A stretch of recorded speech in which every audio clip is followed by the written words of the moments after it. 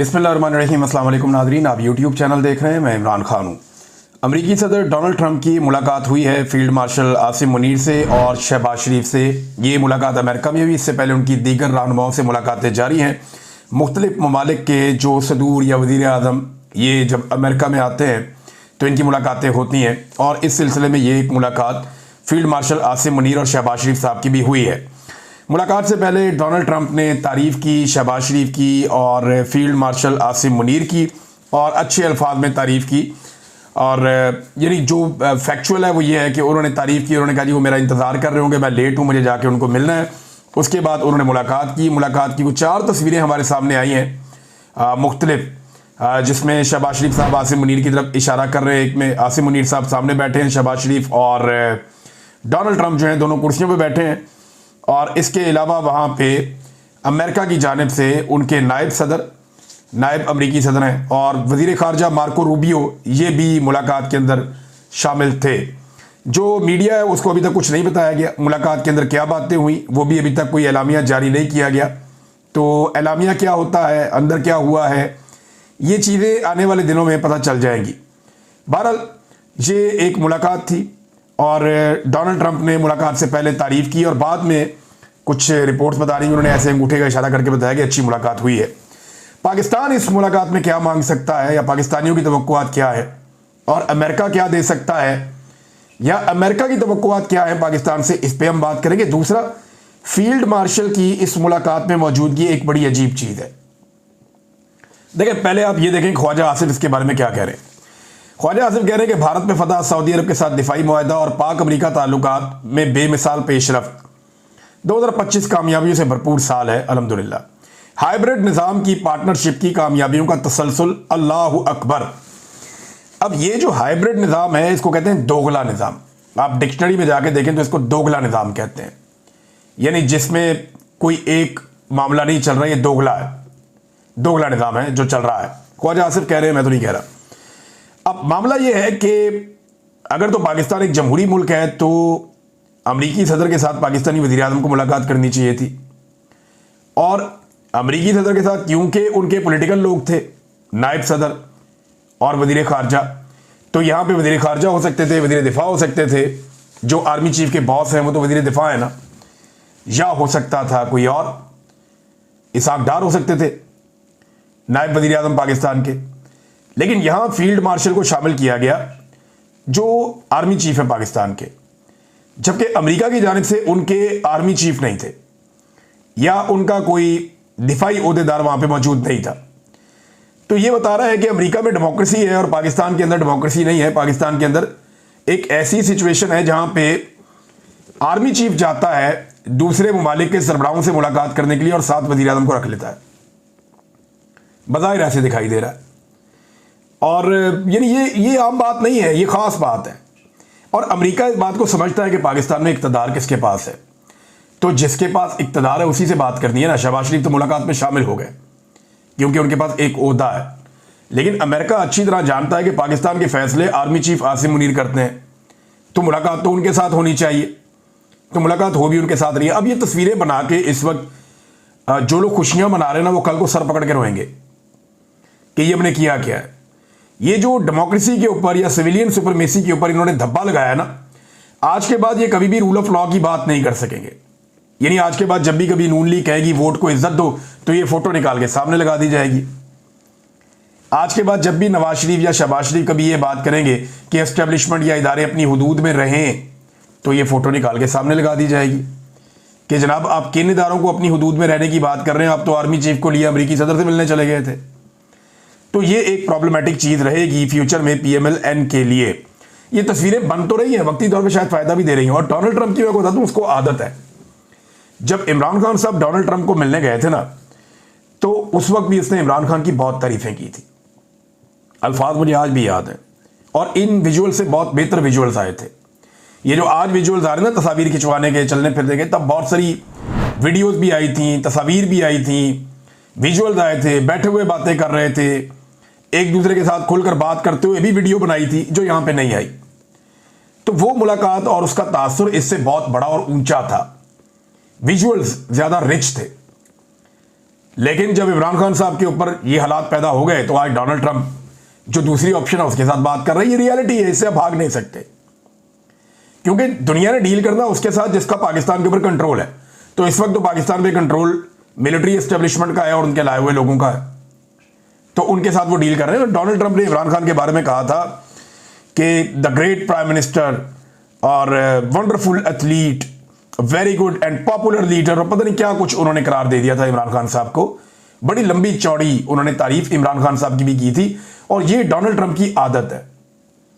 Donald Trump ने सिर्फ Zelensky के साथ एक मामला ऐसा हुआ माजी करीब में जहां पे उन्होंने थोड़ा सा उसके साथ अलग रवैया रखा, और वो एक पॉलिसी थी। वो चाह रहे थे कि मादनियात मिल जाए तो बाजू मरोड़ दिया। अब पाकिस्तान से मादनियात बगैर बाजू मरोड़े ही मिल रही हैं, तो क्या जरूरत है बाजू मरोड़ने की। तो ये डोनाल्ड ट्रंप का तरीकाकार है। इमरान खान साहब को भी ऐसे ही बुलाया, फील्ड मार्शल को भी ऐसे ही बुलाया, नरेंद्र मोदी को भी ऐसे ही बुलाया, अभी एर्दोगान के बारे में बात की, वहां पे भी ऐसे ही बात की। तो जिस जिसके बारे में बात की डोनाल्ड ट्रंप ने लगभग मिलती जुलती बात की है। तो ये डोनाल्ड ट्रंप की शख्सियत का खासा है। इसको लेकर जो लोग बगले बजा रहे हैं कल सर पकड़ के भी बैठ सकते हैं। बहरहाल अब फील्ड मार्शल और आसिम मुनीर साहब क्या गजा पर जो अमेरिका बार बार करारदाद आती है उसको वीटो कर देता है, क्या इस पे बात कर पाएंगे? मेरे ख्याल में इनकी जरूरत ही नहीं है। क्या ये कश्मीर की आज़ादी के लिए ट्रंप से कोई बयान दिलवा पाएंगे? मुझे नहीं लगता ये इनके एजेंडे पर भी होगा। क्या ये आफिया सिद्दीकी की रिहाई करवा पाएंगे? ये एक बड़ा सवाल है। पाकिस्तानी तो यही चीज़ें कहते हैं कि गजा में जंगबंदी तो करवा दें कम से कम। अब हमें तो अमेरिका से ये बातें हैं जिन पे हम बातचीत कर सकते हैं या ट्रेड पे बात कर सकते हैं, क्योंकि क्लाइमेट चेंज पे आप डोनाल्ड ट्रंप से बात करेंगे वो डांट देगा। वो इसमें मानते ही नहीं है। वो ये कहते हैं ये सब डिकोसला है, इसको मत मानो, आप बस इंडस्ट्री लगाओ, जो काम करना है आप करो। अमेरिका को हमसे क्या चाहिए जरा ये आप देख लें। हमें अमेरिका से खैरात ही चाहिए ना, और क्या चाहिए, या उसका आशीर्वाद चाहिए सिर के ऊपर। लेकिन अमेरिका को पाकिस्तान से क्या चाहिए ये आप गौर करें। ट्रंप को अब्राहम अकॉर्ड के ऊपर दस्तखत चाहिए। ये बात नजम सेठी भी कर रहे हैं और लोग भी कर रहे हैं। एक्चुअली ट्रंप ये चाहता है कि पाकिस्तान इसराइल को तस्लीम करे, और मैं ये मानता ही नहीं कि ट्रंप ने पाकिस्तान से इसराइल के हवाले से ऐसी कोई बात ना की हो। गो के इस बात का एलामिया जारी किया हो या ना किया हो, मेरी दानिश में मेरा अपना तजजिया है। मुझे लगता है कि ऐसा मुमकिन नहीं है कि डोनाल्ड ट्रंप ने इस मीटिंग में पाकिस्तान से इसराइल को तस्लीम करने के हवाले से बात ना की हो। नोबेल इनाम के लिए ट्रंप को पाकिस्तान की सपोर्ट चाहिए लगातार, और जितने भी हुक्मरान जाते हैं, यानी एक तरफ जो फलस्तीनियों के साथ जुल्म और जबर हो रहा है उसमें अमेरिका सपोर्ट कर रहा है, दूसरी तरफ जितने मुसलमान हुक्मरान जाते हैं वो जाके ट्रंप की खुशामद करते हैं, और हमने देखा खुशामद होते हुए। तो अफगानिस्तान और ईरान के खिलाफ एक प्रॉक्सी भी चाहिए अमेरिका को फ्यूचर में, और चाइना से पाकिस्तान को वो चाहते हैं ज़रा दूर भी रहे, और सऊदी अरब और पूरे खित्ते के लिए वहाँ पे उन्हें इजाफी फौज भी चाहिए जो किराए पे उनको दस्तयाब हो, जिसको वो इस्तेमाल कर सके। ये रीजन के लिए भी आप देखिएगा आने वाले दिनों में और भी जगहों पे पाकिस्तान के मुआहदे हो जाएंगे, और पाकिस्तान के जो कीमती रेयर अर्थ मिनरल्स हैं ये भी अमेरिका को चाहिए। तो अमेरिका की डिमांड्स भी ऑब्वियस हैं और पाकिस्तान की भी। अब एक और सवाल नाज़रीन पैदा हो गया, और ये सवाल एक बड़ा सवाल है। ये सवाल उठ रहा है एक खातून के बारे में, और मैं जानता नहीं खातून को ज़्यादा, लेकिन मैंने सेनेटर मुश्ताक अहमद खान साहब के ट्वीट में पढ़ा और मुझे पता चला कि इन्हें माजी में कोई तमगा शमगा भी दिया गया है, सदारती अवार्ड भी, यही खातून को, और ये इसी रिजीम ने दिया है। ये बरतानवी शहरी हैं और हैं तो पाकिस्तानी बरतानवी, और ये बरतानिया में रहती हैं लंदन में। इनके बारे में सेनेटर मुश्ताक साहब की ट्वीट मेरी नज़र से गुजरी, फिर मैंने 2-4 और लोगों की देखी तो मैं हैरान हो गया कि ये क्या चल रहा है। सेनेटर मुश्ताक कहते हैं हुकूमत की फ़लस्तीन पॉलिसी पर संगीन सवालिया निशान पैदा हो गया है। पाकिस्तान के असूली मौक़िफ़ की खुली धज्जियाँ उड़ाते हुए अक़वाम मुत्तहिदा में पाकिस्तानी वफ़द में एक ऐसी खातून को शामिल किया गया जो खुले आम गासिब इसराइल की मदह सराई करती रही हैं और इसको तस्लीम करने की राह हमवार करती रही हैं। आखिर ये खातून शमा जुनेजो किसके ईमा पर पाकिस्तानी कौम की नुमाइंदगी करने के लिए आगे लाई गई हैं। एक ऐसे वक्त में जब नाजायज़ नस्ल परस्त इसराइली रियासत जो फ़लस्तीनियों की लाइव स्ट्रीमिंग जेनोसाइड कर रही है, ऐसे आम फोरम पर इकबाल और कायद के पाकिस्तान की नुमाइंदगी एक ऐसे इसराइल नवाज फ़र्द को सौंप देना पाकिस्तानियों के जज्बात की तौहीन है। क्या यह हमारी दहाइयों पर मुहित फ़लस्तीन पॉलिसी को धोखा देने के मुतरादिफ नहीं? पाकिस्तानी अवाम ये सवाल पूछने में हक बजानिब हैं कि आखिर पाकिस्तान के नाम पर यह तौहीन आमेज फैसला किसने और क्यों किया। क्या हुकूमत इस वक्त का इंतजार कर रही है कि फौजी इखलाकियात पर PhD रखने वाली शमा जुनेजो हमें इसराइल को तस्लीम करने के साथ साथ हमें इसराइल के कातिल आर्मी के मोस्ट मॉरल आर्मी के भाषण भी दें। यह महज एक गलती नहीं बल्कि कौमी फ़लस्तीन पॉलिसी और अवामी एतमाद के साथ खुली गद्दारी है। हुकूमत खुलकर इस पर माफ़ी मांगे और बता दे। ये सवाल और लोगों ने भी उठाया। सवाल पता क्यों उठा कि माजी में कुछ ट्वीट सोशल मीडिया में शेयर किए गए जिनके मुताबिक ये खातून ये दबाव डालती रही हैं और जोर देती रही हैं कि पाकिस्तान को इसराइल को तस्लीम कर देना चाहिए। ये मैं पहले भी कहती थी, अब भी कहती हूँ, पाकिस्तान को इसराइल को तस्लीम करना चाहिए। फिर ये नेतन्याहू के बारे में बड़े पॉजिटिव कमेंटिंग करती रही हैं माजी में। तो ये इनका जो सोचने का नजरिया वो ये था। लेकिन अभी अचानक से मामला तब सामने आता है जब यह पता चला कि शहबाज शरीफ साहब जब बरतानिया गए तो इस खातून को उनके बहुत करीब एक्सेस हासिल हो गई और ये बहुत इंपॉर्टेंट चीजों के अंदर इनकी मुदाखलत हो गई। मिसाल के तौर पे ये खातून लिखती है अपने ट्विटर पे कि आज लंदन के चर्चिल होटल में, जहां पे ये शहबाज शरीफ वगैरह ठहरे हुए थे, फायर अलार्म की वजह से हम सबको इमरजेंसी में बाहर निकलना पड़ा। फायर अलार्म बज गया ना तो आपको फौरन निकलना पड़ता है इमरजेंसी एग्जिट से। मेरे लिए सबसे मुश्किल काम 7वें फ्लोर से फाइलों समेत, अब ये फाइलों का लफ्ज है, फाइलों समेत सीढ़ियां उतर के नीचे भागना था, लेकिन बचत हो गई और गिरी नहीं। हाई कमीशन के स्टाफ ने मदद की और अंदर जाने तक साथ ही रहे। अब ये इन्होंने अपनी सारी इंफॉर्मेशन दी कि जनाब मैं वहां पे मौजूद थी चर्चिल होटल में लंदन में और वहां फायर अलार्म बज गया और मैं फाइलों समेत सीढ़ियों से भाग के नीचे उतरी, मेरी बचत हो गई, मैं नहीं गिरी और हाई कमीशन के स्टाफ ने भी मदद की और मेरे साथ ही अंदर तक गए। अच्छा, अब इनसे एक सवाल किया है एक अकाउंट होल्डर ने, जिसका एक अकाउंट है सोशल मीडिया पे। उन्होंने पूछा कि आप वहां होटल में रहती हैं या फिर पाकिस्तान के वफद में आपको भी शामिल कर लिया जाता है इसलिए आप होटल में स्टे करती हैं। उन्होंने कहा जी मेरा घर लंदन में ही है, लेकिन वजीर आजम साहब की सीक्रेट फाइल्स को मैं घर में काम के लिए नहीं ले जा सकती, इसलिए होटल में ही सब इकट्ठे जब तक हम न्यूयॉर्क जाएंगे। अब यानी ये होटल में रहती हैं, लंदन में इनका घर है और वो इसलिए कि इन्होंने न्यूयॉर्क साथ जाना था इकट्ठे, बाकी सबके साथ ही इन्होंने न्यूयॉर्क जाना था। अब इसमें ना एक ट्वीट और था जहां से सबके कान खड़े हुए थे, बाद में पता चला ये ट्वीट अब मौजूद नहीं है। वो ट्वीट ये बता रहा था कि इस खातून ने अनाउंस किया सोशल मीडिया के ऊपर कि एयरफोर्स 1 के अंदर बैठकर ये ट्रैवल कर रही हैं वज़ीर आज़म के साथ अक़वाम मुत्तहिदा के इजलास के लिए अमेरिका में। और फिर एक तस्वीर देखी गई सोशल मीडिया पे और मीडिया पे भी आई कि ख्वाजा आसिफ बैठे हुए, उनके पीछे बिल्कुल ये खातून बैठी हुई हैं। यानी जब पाकिस्तान की नुमाइंदगी हो रही है तो ये खातून वहाँ नुमाइंदगी कर रही हैं। और ये जो अक़वाम मुत्तहिदा का इजलास है जनरल असम्बली का, इसमें जो सबसे अहम नुक्ता है तमाम ममालिक जिस पे बात कर रहे हैं वो फ़लस्तीन है और इसराइल के ख़िलाफ़ बात कर रहे हैं ज़्यादा ममालिक, और पाकिस्तान का इस पर एक बड़ा वाज़ेह मौक़िफ़ रहा है। उस वक्त पाकिस्तान के डेलीगेशन में एक ऐसी खातून का शामिल होना जिनके माजी के ट्वीट्स जो वायरल हुए आजकल, जिनके बारे में लोग ये क्लेम कर रहे हैं कि ये कहती रही है कि जी इसराइल को तस्लीम करना चाहिए और ये उस बात की हामी है। अब ऐसी खातून का शामिल रहना ये एक बड़ी अजीब बात है। इनका जो तफसीली ट्वीट है ना वो बहुत हैरत अंगेज है। उस ट्वीट के अंदर इन्होंने बहुत सारे दावे किए। इन दावों में ये क्या कहती हैं मैं ज़रा आपको मुख्तसर बता देता हूँ। ये कहती हैं जी कि पाकिस्तान एयरफोर्स में सवार हो चुकी हूँ और अक़वाम मुत्तहिदा के जनरल असम्बली के इजलास में शिरकत के लिए जा रहे हैं न्यूयॉर्क। ये वज़ीर आज़म के साथ ही गई वहाँ लंदन से। तो जनाब क्योंकि मैं एयरफोर्स 1 के अंदर मैं सवार हो चुकी हूँ और ये 80वां इजलास है जनरल असम्बली का, तो मैं आपके साथ कुछ इन्फॉर्मेशन शेयर करती हूँ। उसके बाद जनाब इन्होंने बताया कि मैं अप्रैल 2025 से बहुत सारी चीज़ों पे काम कर रही थी और शहबाज शरीफ साहब के साथ मैंने काम किया और उनकी जो एडवाइजरी टीम है उसके साथ मैंने काम किया, डिप्लोमेटिक्स के साथ, डिप्लोमेटिक अफेयर्स के ऊपर। और मैंने जो है वो तकारीर भी उनकी लिखी और ख़ास तौर पे उन्होंने एंड में बताया कि ये जो जनरल असम्बली में तकरीर होने जा रही है शहबाज शरीफ की, इसको लिखने में भी उन्होंने बताया उनका रोल है, और पॉलिसी ब्रीफ्स के बारे में बताया, स्ट्रेटेजिक मैसेजिंग के बारे में उन्होंने लिखा।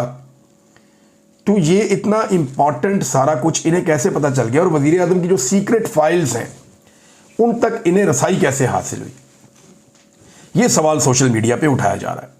हर पाकिस्तानी पूछ रहा है कि एक ऐसी खातून जिनका कोई ऐसा पोर्टफोलियो नहीं है, उन्हें सीक्रेट फाइल्स तक रसाई, और उसके बाद लोग सवाल उठा रहे हैं कि वो एयरफोर्स वन में भी जा रही हैं। फिर लोग सवाल उठा रहे हैं, वो खुद अपने मुंह से कह रही हैं कि वज़ीर आज़म की सीक्रेट फाइल्स हैं। फिर वो वज़ीर आज़म की अक़वाम मुत्तहिदा की जो तकरीर है उसको लिखने में शामिल है, और वज़ीर आज़म ने जो अक़वाम मुत्तहिदा के अंदर तकरीर करनी है वो तो पाकिस्तान की पॉलिसी तो एंटी इसराइल रही है, हमेशा प्रो फ़लस्तीन रही है। ये खातून की जो राय है वो ज़रा थोड़ी सी मुख्तलिफ पोर्ट्रे होती रही है। तो ये कैसे हो गया और ये कैसे हो सकता है? अब इस पे सेनेटर मुश्ताक साहब ने और दीगर बहुत सारे पॉलिटिकल लोगों ने सवाल उठाया। उम्मीद करता हूं कि हुकूमत इसका जवाब दे पाएगी। नाज़रीन, मोहसिन नकवी साहब ने एक ट्वीट किया, ये बड़ा इंटरेस्टिंग है, मैं आपके सामने रखता हूं। इमरान खान साहब ने जो ट्वीट किया था ना, जिसमें इमरान खान साहब ने कहा था मुझे बार बार डील ऑफर हुई और कहा गया कि मुल्क छोड़कर चला जाऊं या खामोश हो जाऊं तो मेरे केसेस खत्म कर दिए जाएंगे। इस पे मोहसिन नकवी साहब ने एक ट्वीट लिखा उन्होंने अंग्रेजी में, मैं आपको उर्दू में पढ़ के सुनाता हूं। वो इमरान खान साहब से पूछते हैं कि क्या आप सिर्फ एक शख्स का नाम बता सकते हैं जो आपके पास आया और कहा कि हम आपको मुल्क छोड़ने की इजाज़त देने के लिए तैयार हैं? लोग आपके झूठ से पहले ही तंग आ चुके हैं। ये मोहसिन नकवी ने ट्वीट किया इमरान खान साहब के ट्वीट के ऊपर। अच्छा, उसके बाद मोहसिन नकवी साहब को बड़े लोगों ने जवाब दिया। वैसे मोहसिन नकवी साहब को ये करना क्यों पड़ा? वो नॉर्मली इन चीज़ों में नहीं आते, इन पॉलिटिकल डिबेट्स में इन चीज़ों में अपने आप को नहीं लेकर आते। हुआ यह है कि मोहसिन नकवी साहब के इख्तियारात कुछ कम हुए हैं, और ये डिमांड के तहत कम हुए हैं, क्योंकि फील्ड मार्शल आसिम मुनीर साहब को एक्सटेंशन चाहिए, और मोहसिन नकवी साहब जो हैं वो PMLN के लोगों की आंखों में खुटकते हैं, तो थोड़ा उनको साइडलाइन किया गया है उस वक्त तक के लिए जब तक कि एक्सटेंशन मिल नहीं जाती। लिहाजा मोहसिन नकवी साहब अपनी वफादारी भी साथ साथ करनी होती है, तो गालिबन इसलिए उन्होंने ये ट्वीट दाग दिया। तो फिर लोगों ने बताया जी कि तो गंडापुर ने भी बताया कि मैंने जाके इमरान खान को ऑफ़र की है। ये तो एक बिजनेसमैन जो अमेरिका से आए थे, जिनको बार बार भेजती थी एस्टेब्लिशमेंट इमरान खान को मिलने के लिए, जो बाद में इमरान खान साहब ने मिलने से इनकार कर दिया था, उन्होंने भी इमरान खान साहब को ऑफ़र किया है। ये बात तो सुहेल वड़ाइस साहब ने, अंसार अब्बासी साहब ने लिख छोड़ी है। ये बात तो बहुत सारे जो टाउट सहाफ़ी हैं वो करते रहे हैं। भाई ये बात और हामिद बीर साहब ने ये बात की है, नजम सेठी साहब ने ये बात की है कि इमरान खान साहब डील लेने को तैयार नहीं है, उनको बार बार डील ऑफर की जाती है। ये कोई हम तो नहीं कह रहे, हुकूमत अपने मुंह से कह रही है कि इमरान खान मानते नहीं कोई बात। लिहाजा मोहसिन नकवी साहब गोंगलों से मट्टी झाड़ रहे हैं और कोशिश कर रहे हैं कि जो आसिम मुनीर साहब के बारे में इमरान खान साहब बात करते हैं वो उसका जवाब देकर तवज्जो हासिल करें या कोई वफादारी साबित करें। मेरे ख्याल में मोहसिन नकवी साहब ने बड़ी मौजें कर ली हैं, और ये हमेशा तो चलनी नहीं है। शायद आने वाले दिनों में कुछ मंजरनामा तब्दील होता हुआ दिखाई दे रहा है। नाज़रीन, कुछ और बड़ी इंपॉर्टेंट खबरें हैं, मैं ये खबरें आपके साथ शेयर करूंगा, लेकिन क्योंकि आज अमेरिका पे और इस हवाले से बात हुई है, पाकिस्तान और अमेरिका की मुलाकात और इसके नताइज क्या निकल सकते हैं, अक़वाम मुत्तहिदा में पाकिस्तान क्या करेगा, और ये मोहसिन नकवी का एक ट्वीट। लेकिन मैं बहुत सारी मेरे पास खबरें हैं, लेकिन वो मैं नेक्स्ट वीलॉग के लिए रख लेता हूँ, वो आपको मैं बाद में बताऊँगा, ताकि ये जो चीज़ें हैं ये हमारे दिमाग में रहें कि पाकिस्तान एक हाइब्रिड मॉडल के तहत चल रहा है। पाकिस्तान का वज़ीर आज़म खुद मुख्तार नहीं है, वो अमरीकी सदर से खुद नहीं मिल सका, और उस मुलाकात में आसिम मुनीर साहब बैठे आकर, हालांकि ऐसी कोई मिसाल मौजूद नहीं है। मुझे बताएं कि दुनिया का कौन सा ऐसा दूसरा मुल्क है जिसका वज़ीर आज़म या सदर मिला हो डोनाल्ड ट्रंप से और उसके साथ उसका आर्मी चीफ बैठा हो उस मीटिंग में। ये तुर्रा इम्तियाज़ सिर्फ वोट को इज्जत देने वाली नून लीग के वज़ीर आज़म शहबाज शरीफ को मिला है, और ये जो एक इज्जत अफजाई उन्होंने करवाई है ना अपनी जमात की और जमहूरियत की, ये अब इनके साथ ही चलेगी, ये इससे जान नहीं छुड़ा पाएंगे। अब तक के लिए इतना ही। अपना ख्याल रखिएगा, अपने चैनल का भी। अल्लाह हाफ़िज़।